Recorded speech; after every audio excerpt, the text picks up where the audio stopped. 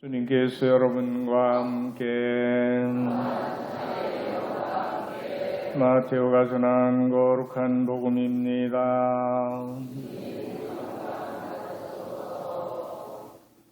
그때 예수님께서 제자들에게 말씀하셨다. 너희 가운데 두 사람이 이 땅에서 마음을 모아 무엇이든 청하면 하늘에 계신 내 아버지께서 이루어 주실 것이다. 두 사람이나 세 사람이라도 내 이름으로 모인 곳에는 나도 함께 있기 때문이다. 그때 베드로가 예수님께 다가와 주님, 제 형제가 저에게 죄를 지으면 몇 번이나 용서해 줘야 합니까?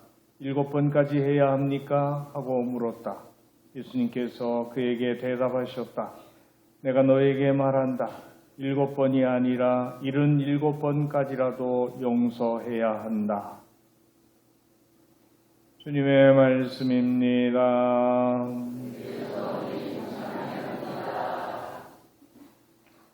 참 예수님 사랑합니다. 행복하세요.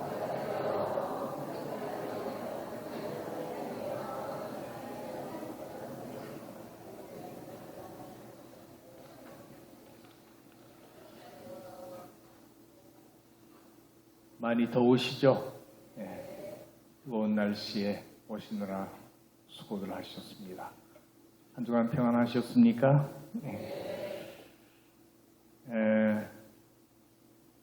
우리가 세상 살아가면서 혼자 사는 게 아니고 다른 사람과 같이 사는데 사람 관계가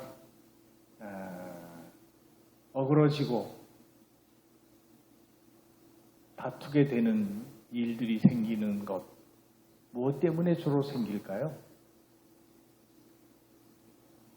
사람 사이가 좋아지지 않는 것들이 대부분 무엇 때문에 생겨요?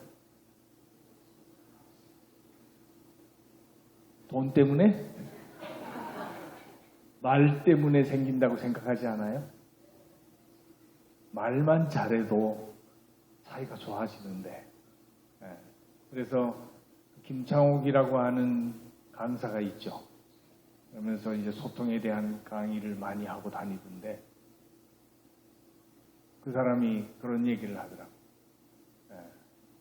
남자가 여자를 좋아하게 되는 거는 뭘 보고 좋아하게 된대요?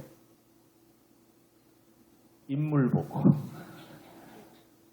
인물 보고, 몸매 보고, 하여간 외모 때문에 처음에 좋아하게 된대요. 근데 여자가 남자를 좋아하게 되는 거는 뭐 때문일까요? 뭘 보고 해요? 뭘 보고가 아니고 맞는지 틀린지 모르겠지만은 음성을 듣고 그런데 목소리 때문에 굉장히 많이 마음이 끌린다고 하는 이야기를 하던데 맞는지 모르겠어요.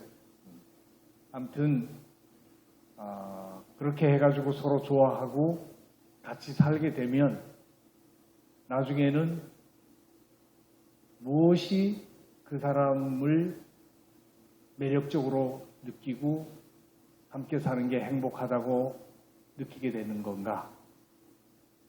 뭐 때문일까요? 인물일까요? 목소리일까요? 그게 아니고 말이래요. 말을 참 곱게 잘해주게 되는 사람이 가장 자신에게 편안하고 고맙고 좋은 사람이 되는 거예요. 그렇다면 우리들은 함께 사는 사람들에게 어떤 말을 하고 있는가 한번 이렇게 생각해 볼 필요가 있을 것 같아요. 오늘 두 번째 독서에서 바오로 사도가 형제 여러분, 여러분의 입에서는 어떠한 나쁜 말도 나와서는 안 됩니다. 이런 말씀을 하셨어요. 여러분 입에서는 어떤 나쁜 말도 나오지 않도록 해야 되는데 말 잘하고 계시죠? 혹시 내 입에서 나쁜 말이 나온다면 나는 지금 주님의 말씀을 따라서 잘 살지 못하고 있구나.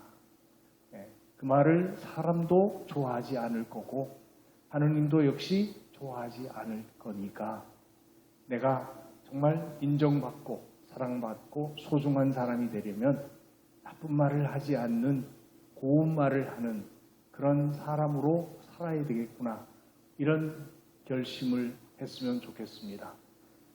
바오로 사도는 그 뒤에 또 이런 이야기를 합니다. 모든 원한과 격분과 분노와 폭언과 중상을 온갖 악의와 함께 내버리십시오. 서로 너그럽고 자비롭게 대하고 하느님께서 그리스도 안에서 여러분을 용서하신 것처럼 여러분도 서로 용서하십시오. 참 쉽지 않은 요청인 것 같죠?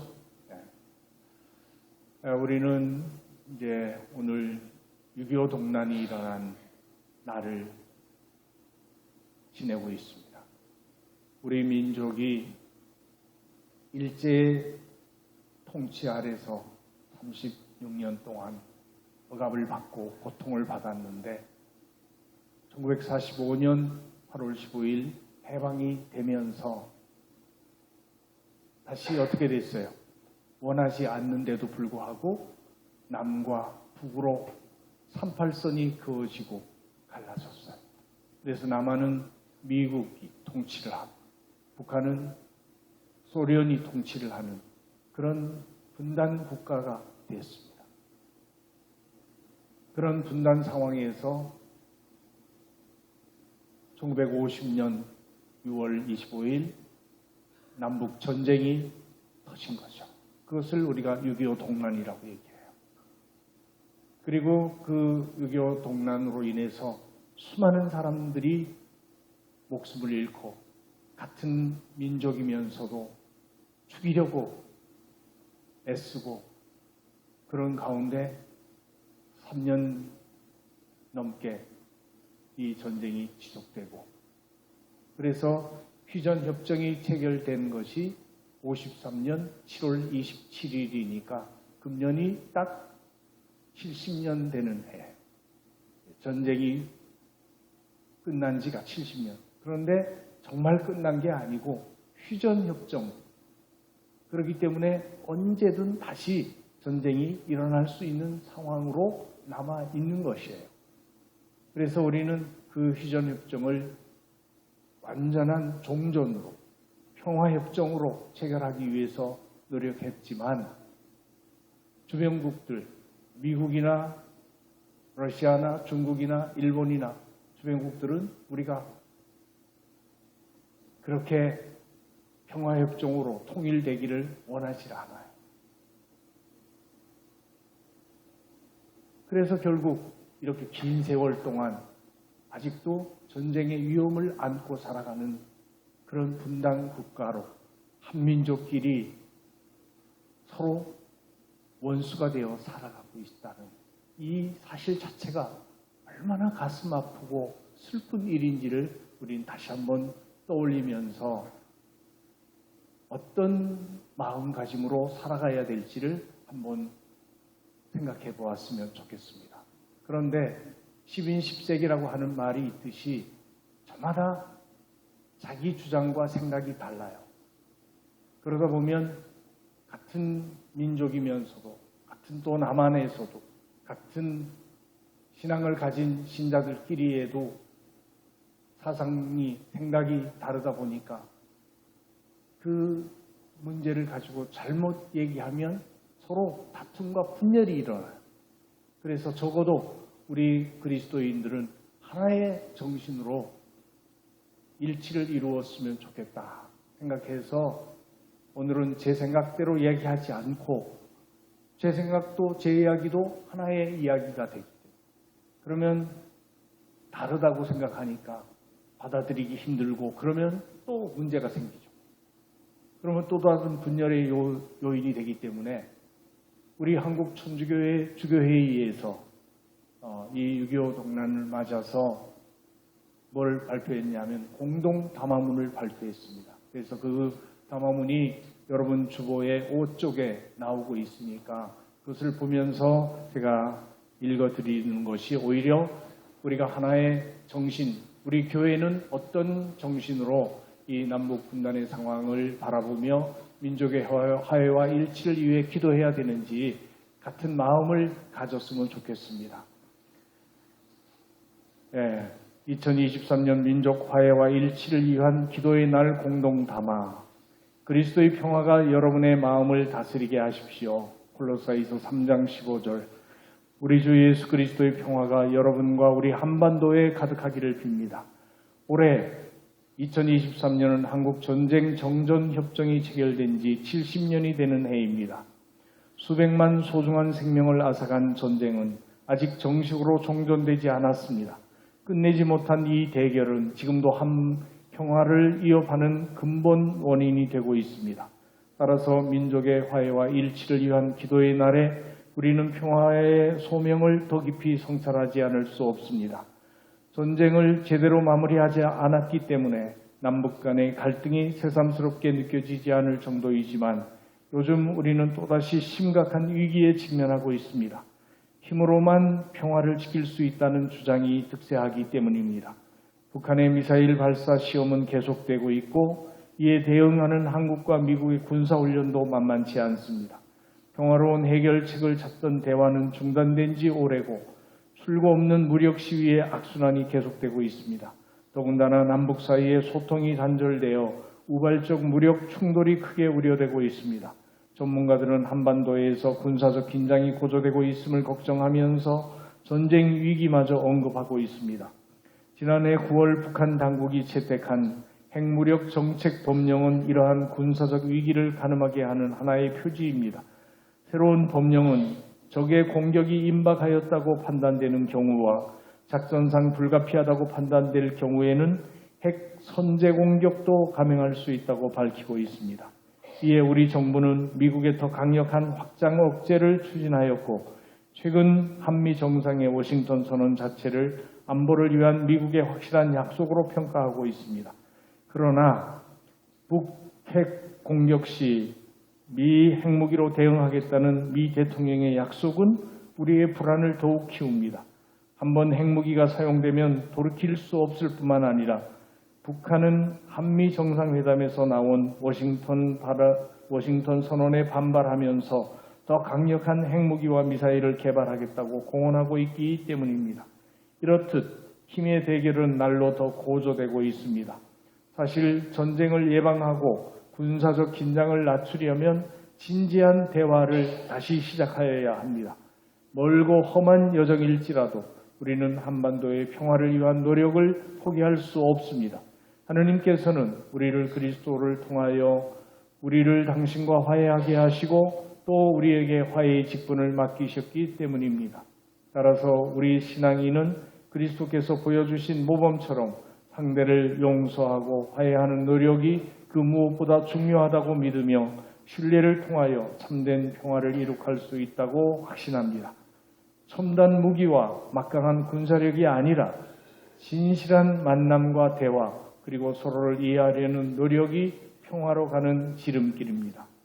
프란치스코 교황께서는 우크라이나 러시아의 전쟁이 발발한 지 1년이 되는 지난 2월 24일 이날을 슬픈 기념일이라고 하시면서 전쟁의 고통을 겪고 있는 우크라이나 국민과 함께 하자고 힘주어 말씀하셨습니다.